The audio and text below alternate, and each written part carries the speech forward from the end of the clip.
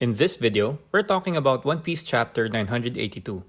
So if you haven't read it yet, I suggest that you do. I know I said in the previous video that I uploaded that we were going to talk about Jewelry Bonnie.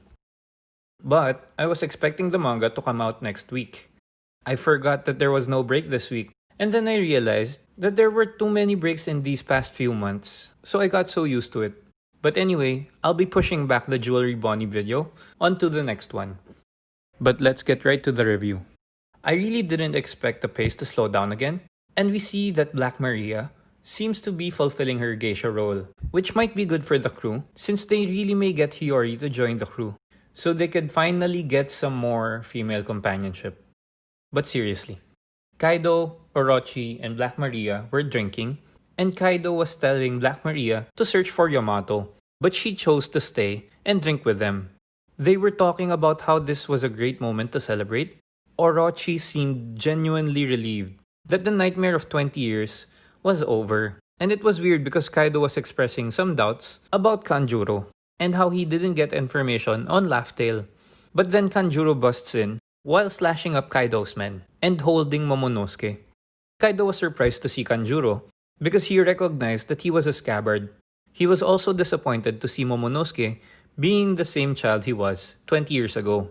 I find it really strange because it seems Kaido doesn't know that Momonosuke, Raizo, Kinemon, and Kanjuro were literally sent to the future. I was assuming that both Kaido and Orochi knows, but maybe Orochi wasn't telling Kaido all of the details. Or Kaido's doubts about Kanjuro not telling them everything has truth in it. I'm definitely curious to know which is which. Anyway, we learned that Momonosuke's plan was to escape and not necessarily kill Kanjuro. But it failed and Kanjuro beat him up. I want to know more about Black Maria because she was disgusted about the idea of beating up a kid, and this makes me think that she might be good-natured despite being in Kaido's crew. Orochi and Kaido also received the report that really ruined the mood of Orochi.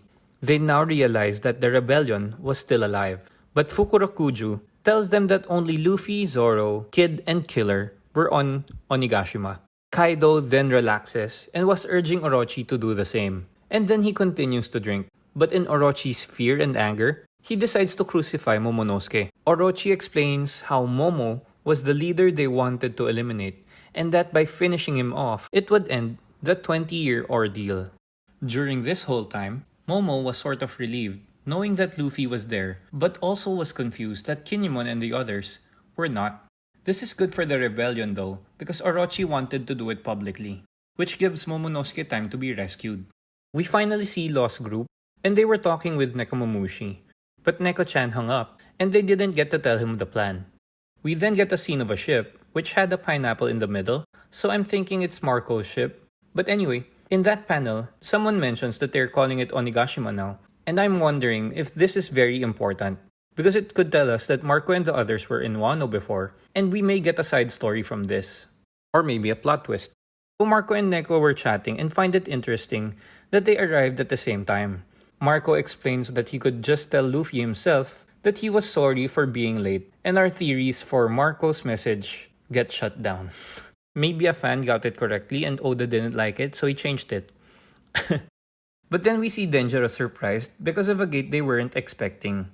And Sasaki was talking to him, saying he was surprised that Denjiro wasn't supposed to be attending the party. While telling Denjiro he was looking for Yamato, he then gets cuffed and gagged so that he can't make a scene. I'm a bit disappointed and excited at the same time because I was expecting a small showdown between him and Who's Who or Queen. But then I got excited, thinking this would be the perfect time for Who's Who to show his true colors. But maybe that's just me. We then get what I was waiting for when we saw Chopper and Usopp fire at Big Mom, and we learn that she does remember her grudge with the Straw Hats. The Brachio tank immediately reverses and keeps Big Mom occupied. Kinemon builds up on this, saying how mindful Chopper and Usopp were. Despite being so scared to death, they managed to get Big Mom's attention and keep her preoccupied while the group marches on.